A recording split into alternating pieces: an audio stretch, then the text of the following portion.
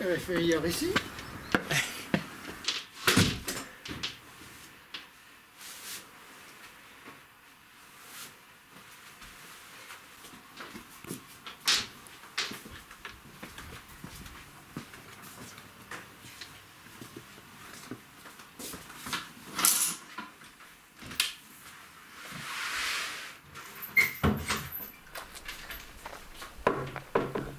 Qui es-tu, Dominique?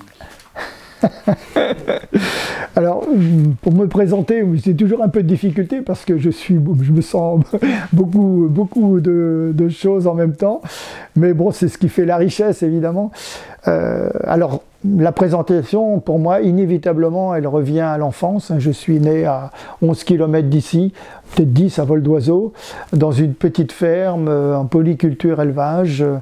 Il y avait des vaches, un cochon, des poules, et puis de la polyculture, des haies, des arbres fruitiers, avec des parents qui étaient vraiment très ouverts sur plein de savoirs, quoi, qui sont liés au savoir propre d'une ferme d'élevage. Quand on fait le bilan de tout ce qu'on représente, les connaissances pour élever des vaches, des lapins, des poules et compagnie, ben, ça demande une connaissance pour que ces animaux-là ils se reproduisent, pour avoir des petits, pour pas qu'ils soient malades, enfin, puis de survivre avec ça aussi, c'est-à-dire de faire du bois pour se chauffer. Mes parents se sont toujours chauffés avec le bois des haies ou le bois de la petite parcelle forestière d'1 hectare qu'il y avait sur la ferme qui n'était pas eux d'ailleurs, qui était aux frères et sœurs de papa. Et ben, autour de ça, il y avait plein d'autres connaissances dont mes frères et sœurs, on a tous reçu chacun une belle part de tout ça. Moi, papa, il faisait de l'aquarelle, il était musicien, il était photographe, il était menuisier, il était maçon, enfin tout ça, nous on a vu faire tout ça. Et puis bah, ça nous a été transmis. Et ça, je suis très reconnaissant de cette naissance dans un lieu où il y avait cette extraordinaire diversité d'activités en mouvement. Exactement, et puis de ce paysage dans lequel j'étais, paysage vraiment de haies, de chemins creux, de mares, de fruitiers, je vois encore la chouèche sur le pommier en face de la maison, enfin des images comme ça très fortes qui restent avec le temps et qui m'ont vraiment marqué. Donc je suis d'abord quelqu'un, un enfant du bocage quelque part, et d'un bocage vivant.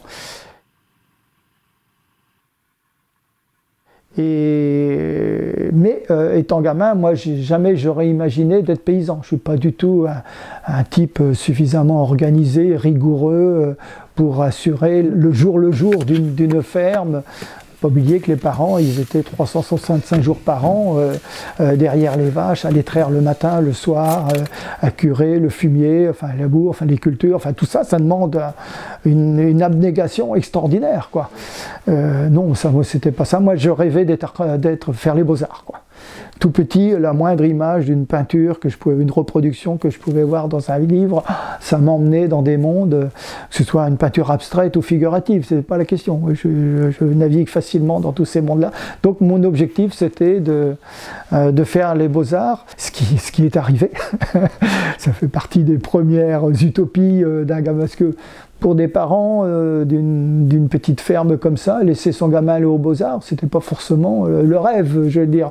Mais non, les parents à ce côté-là, bon, il a fallu que j'aie une bourse parce qu'ils pouvaient pas me payer assurer les études, mais voilà, donc j'ai fait les Beaux-Arts et moi, c'était le bonheur, quoi. J'étais au paradis, comme j'étais au paradis dans mon bocage natal, j'étais au paradis aux Beaux-Arts. J'étais toujours là avant que ça ouvre, toujours le dernier à sortir de l'école, quoi. Donc j'ai bu ça vraiment comme du petit lait. Et puis je me suis retrouvé, en étant encore aux Beaux-Arts, j'ai passé le diplôme en n'étant plus à l'école d'ailleurs, je me suis retrouvé apprenti designer en automobile. Parce que la société Heulier, dans les Deux-Sèvres, premier carrossier français indépendant avec un bureau de design, cherchait à recruter des jeunes pour les former. Et les enseignants de l'école m'ont annoncé cette demande de recrutement. Je me suis présenté, comme je touchais un peu à tout à l'école, ben j'ai été pris. Donc la deuxième expérience, je dirais, dans la prolongation de celle des Beaux-Arts, une espèce de rigueur avec le travail de la perspective. Enfin, bien sûr, là, on n'est plus dans l'imaginaire qui batifole dans tous les sens, mais on a des contraintes, des cadres qu'il faut respecter dans la commande, et ça c'est pour moi une bonne formation complémentaire. En plus, il y avait un super labo photo que j'ai utilisé pour mon diplôme, enfin, etc., etc. Et puis, étant chez Liège, dans les Deux-Sèvres, ben, j'ai découvert un autre bocage. Alors ça, c'est assez drôle parce que c'était le premier clin d'œil au bocage de chez mes parents qui commençait, lui, à dangereusement s'effacer du paysage avec l'arrachage des haies, des trognes. Et donc mes premières photos de trognes datent de ces années-là. Donc déjà l'idée probablement de témoigner de paysage, et je me souviens quand j'étais chez Liège d'être allé faire une balade dans le Marais Poitevin avec des copains de l'usine, de l'entreprise. Et le Marais Poitevin, ça m'avait complètement émerveillé. J'ai quelques diapos qui me restent de l'époque. Donc voilà, la fascination et le fait de voir son paysage par le décalage, par le fait d'aller ailleurs. Et ça aussi, c'est très important, à un moment, de prendre du recul par rapport à sa situation initiale. Et puis dans l'automobile, c'était vraiment là-dedans, il faut être complètement passionné de bagnole pour y rester, quoi, parce qu'on pense voiture tout le temps, quoi. Alors moi, j'ai continué à avoir une production de dessin à côté je pourrais te montrer si tu veux. Et puis j'ai senti qu'il fallait pas que je reste dans l'automobile. Papa avait dit, mais tu avais une bonne place là quand je suis parti, mais moi je savais qu'il fallait que ça se ressent, il fallait que je parte. J'ai donné ma démission et puis je me suis retrouvé animateur en ZUP à Blois, dans la nouvelle ville de Blois, quoi, au milieu des bars HLM. Donc il y avait un centre d'animation municipal où il fallait remplacer les animateurs qui étaient partis, il y avait un recrutement. Donc les copains de Blois m'ont dit « Ah, mais la ville de Blois cherche un animateur ». J'avais jamais fait ça, mais comme je touchais à tout, je me suis présenté, j'ai pas été pris tout de suite, ils avaient pris quelqu'un d'autre mais qui n'a pas convenu, et j'ai été deuxième sur la liste, et je me retrouve animateur à la ZUP à Blois, quoi. Dans un lieu encore, donc ça c'est important, qui s'appelait l'Atelier Vivant. Au départ, je suis parti prudemment parce que mon manque d'expérience faisait que j'ai un peu calqué le modèle des autres centres d'animation avec des activités de telle heure à telle heure. J'ai recruté des copains comme vacataires des Beaux-Arts, qui étaient encore aux Beaux-Arts, et peu à peu, tout ça, au bout de 6 mois à peu près, ça a éclaté pour devenir un lieu où les enfants venaient comme ils voulaient, quand ils voulaient. Donc c'était une espèce de ruche, quoi. Et je passais une partie de mon temps à récupérer des matériaux chez les commerçants, des cajots, des bouteilles, des morceaux de cuir, des chutes de fourrure. Enfin, il y avait tout un fond. Et à partir de ça, ça lançait la dynamique de création, quoi. Et j'avais réussi à avoir un établi pour travailler un peu le bois. J'avais mis le paquet sur la récupération et sur l'équipement pour mettre en scène ces matériaux de récupération. Et en plus de ça, je m'étais mis en cheville avec la nouvelle bibliothèque qui s'était installée dans la ZUP, et ils me passaient des livres. Donc il y avait un petit fond de livres, et il y a des enfants qui venaient s'installer dans un coin. Ils passaient leur temps après l'école à venir bouquiner les livres. Donc il y avait une espèce de lieu comme ça. J'ai même proposé qu'il y ait à cette époque-là aussi un atelier nature. C'est-à-dire je voulais que les enfants ils aient aussi une approche de la nature. Donc j'ai eu une animatrice qui a œuvré dans ce sens-là. On a eu un local dans un appartement au rez-de-chaussée pour faire des germinations, des semis. Et j'avais obtenu de la mairie un terrain, là encore au milieu des pelouses HLM.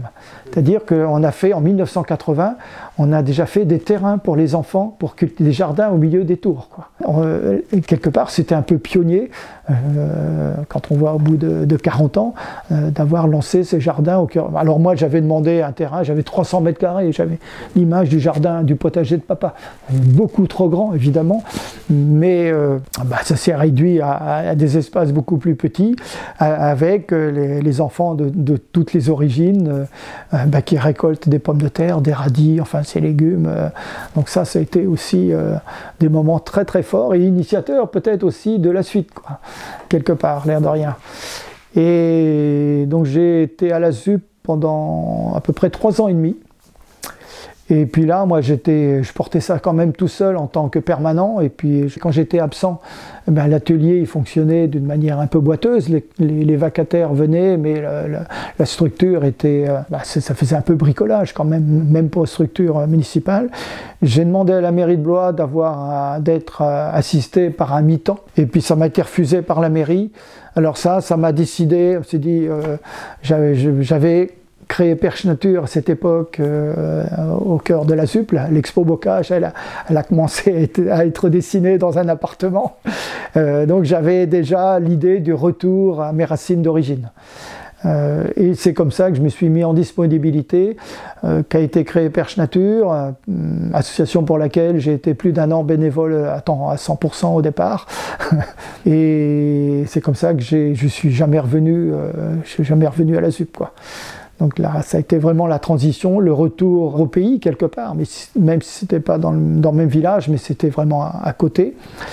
Et puis période aussi des vaches maigres, hein, parce que là, quand on se retrouve ici en famille, en faisant du bénévolat, et Jeannette, elle était à l'époque à mi-temps secrétaire chez un jeune architecte. Enfin, il y a eu des périodes un peu un petit peu difficiles matériellement, mais qui ont permis quand même la suite, quelque part, quoi. Et puis tout le travail de bénévolat au niveau illustration que j'avais fait pour Perche Nature notamment, eh bien, a rebondi à un moment donné, je ne rentre pas dans les détails, mais sur la première commande de dessin pour illustrer la flore forestière française. Donc ça a été, je dirais, pour moi aussi un autre moment fondateur, puisque c'est à partir de là que je vais acquérir une connaissance vraiment de fond sur la flore, aussi bien herbacée qu'arbustive, évidemment des végétaux qui m'entouraient, dont j'en connaissais un certain nombre, mais d'une manière pas du tout scientifique, enfin fondamentalement de fond en tous les cas. Et donc flore forestière, c'est 10 ans. En tout, 10 ans de travail, de dessin, de déplacement à travers la France pour aller dessiner les plantes, parce que je voulais pas faire des dessins d'après des plantes sèches, d'après herbier. Et ça a été vraiment une sacrée leçon de choses, de botanique, parce que le fait de les dessiner, en plus, bien sûr, on s'en imprègne beaucoup plus. Et c'était un acquis, à savoir que j'ai voulu très vite transmettre avec le chemin botanique dont on parlait tout à l'heure, chemin botanique que j'ai fait sur ma commune, quoi, sur Bourset, quoi, et qui a été le départ de la maison botanique. Et suite à la flore forestière, je me suis retrouvé avec un statut d'artiste-auteur, parce que j'avais toute une production artistique en parallèle qui s'est toujours continuée, mais qui n'a jamais été alimentaire, au sens où je ne me suis pas occupé de diffuser, de vendre mon travail. Et suite à la flore forestière, je me suis retrouvé dans le monde de l'édition. Avoir des commandes, c'était pour Gallimard, pour Actes Sud, et puis assez vite pour les éditions Ouest France, qui me commandent d'abord un gros travail pour une série de livres sur les forêts de la région parisienne, travail d'illustration nature pour cette série, et puis après les premiers agendas nature. L'agenda nature 2022 sera le 20e que je réalise. Donc 20 ans d'agenda nature, ça veut dire des textes à chaque fois à écrire et des illustrations à faire. Donc ça veut dire tout un fond de création. Et ça, pour moi, ça a été vraiment une bonne contrainte, parce que quand on se laisse aller à ses envies de création, on batifole un peu dans tous les sens, mais quand on a des cadres, à un moment, c'est pas mal pour s'obliger à tout un travail de fond, en définitive, qui, aujourd'hui, que je mets à disposition de la Maison Botanique, par exemple, pour les illustrations de la feuille de liaison ou autre. Mes dessins sont libres de droit pour la Maison Botanique, autant qu'elle veut. Pour moi, c'est important aussi, ça, quoi. Et puis après, d'autres commandes qui ne sont pas forcément liées à l'édition, ça peut être des parcours découvertes pour un conseil départemental, pour un conservatoire, enfin il y a eu plein de commandes comme ça. Et puis t'es arrivé à un moment aussi où ça a été un peu dur, parce que les enfants étant dans des études supérieures, les coûts n'étaient pas les mêmes. Il m'arrivait même de refuser des commandes parce que j'avais des engagements bénévoles pour la maison botanique. J'y ai passé quand même beaucoup de temps. Et là, j'ai commencé un petit peu à culpabiliser vis-à-vis de mon épouse, de ne pas assurer d'une manière correcte, je dirais, le revenu de la famille. Et j'ai un peu déprimé même à cette époque-là. Et il a fallu que je trouve une solution pour me cadrer aussi. Et je me suis retrouvé salarié au sein du Conservatoire d'espaces naturels de Loir-et-Cher, mais salarié à temps partiel, 2 jours par semaine, ce qui a été une très bonne expérience. Ça a duré 12 ans. Et qui a été une manière aussi de m'ouvrir à d'autres secteurs du département, d'autres modes de fonctionnement, etc. Ça a été un bel, en plus d'une petite sécurité matérielle, aussi une ouverture aussi sur plein d'autres domaines de connaissances et aussi d'animation, parce que j'animais des sorties, des relevés botaniques, enfin des éléments comme ça. Donc ça a été un bon moment à la fois humainement aussi. Et puis c'est trouvé. Alors si on veut rajouter, et ça devient maintenant aussi un élément qui fait partie de ma vie professionnelle, eh bien l'affaire des trognes, quoi. Si on peut dire là, avec le jardin des trognes que je réalise en 99 et qui reste en 2000 au Festival international des jardins de Chaumont-sur-Loire.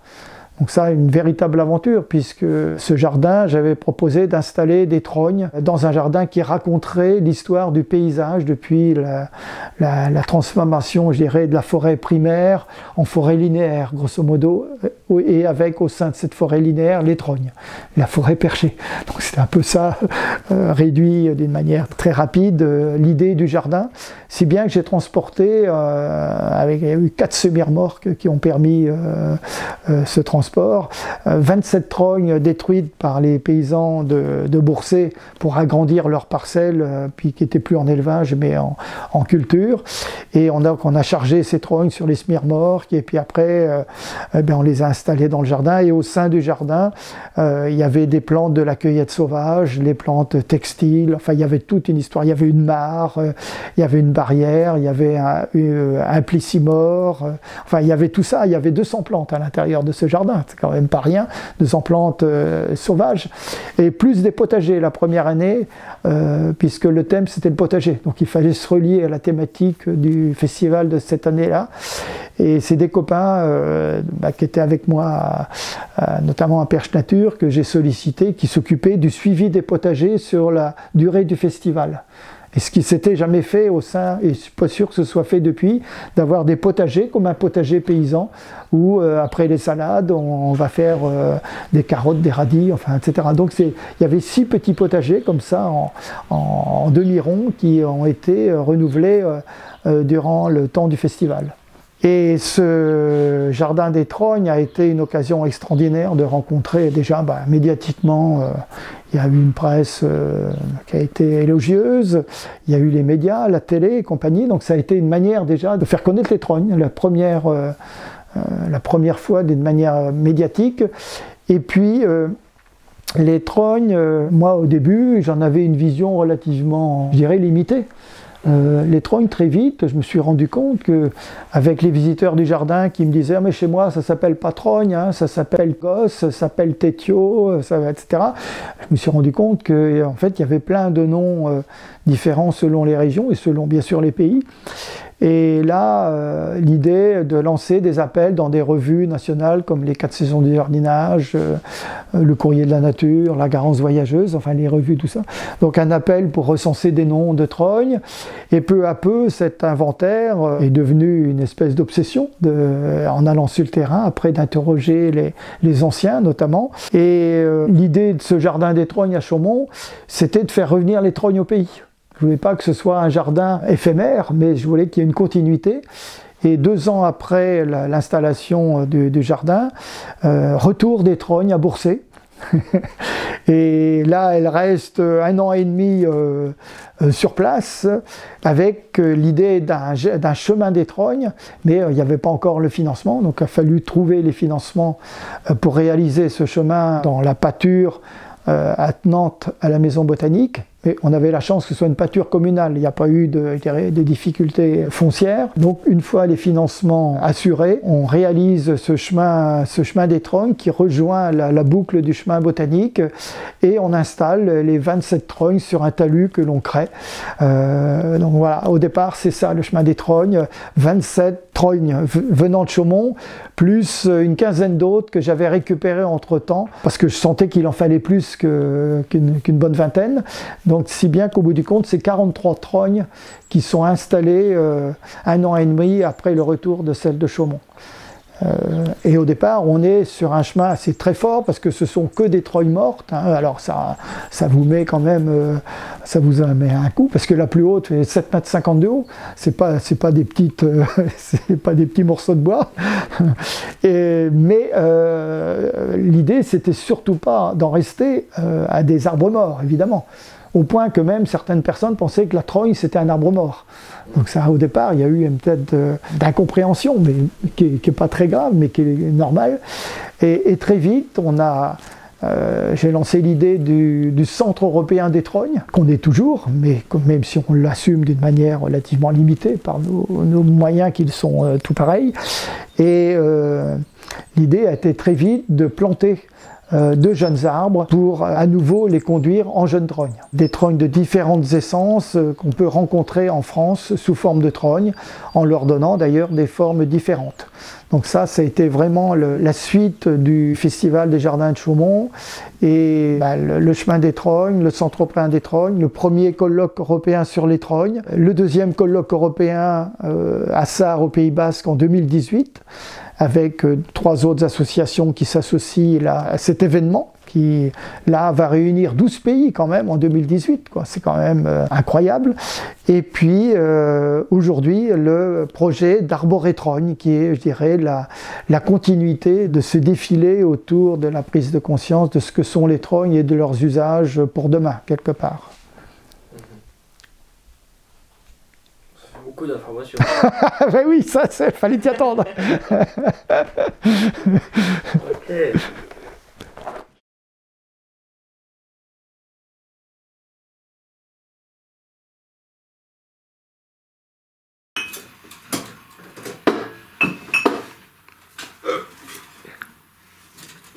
Et ça, tous les couverts là, c'est toi qui as fabriqué? Ça, c'est un autre domaine artistique. C'est un travail sur le détournement de couverts. Le détournement de couverts. Oui, c'est-à-dire que j'invente des couverts à usage tout à fait improbable. Voilà, les couverts siamois, par exemple. Les cuillères samoises pour manger sa soupe, c'est une possibilité aussi qu'on a, quoi. Alors, il y en a toute une quantité, ils ne sont pas tous là. Hein. Il y en a quelque part. Là, il y en a une là. Où c'est pliant. J'en ai une pliante là, avec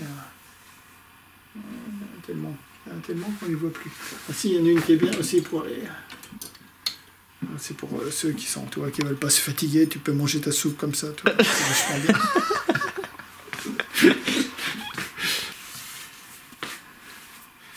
Donc là, voilà, je fais ça.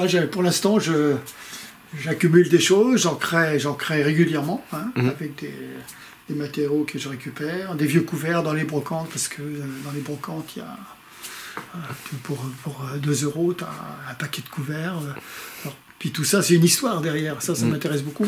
Alors, si tu prends des vieux couverts, qui autrefois, tu avais des couverts qui étaient faits, les gens n'avaient pas beaucoup d'argent, après la guerre, le métal était cher. Eh bien, il y a des couverts, alors je ne sais pas si on en voit dans ce que je présente là, mais dont tu sais si c'était un couvert de droitier ou de gaucher. Tiens, par exemple, celle-là, peut-être qu'on peut savoir. Celle-là, c'est pratique aussi, toi. Si la soupe elle est loin.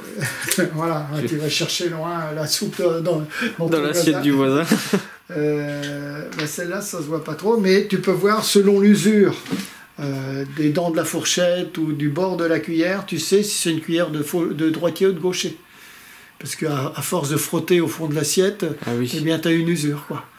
Ça, je trouve ça extraordinaire, quoi, de savoir ça, quoi.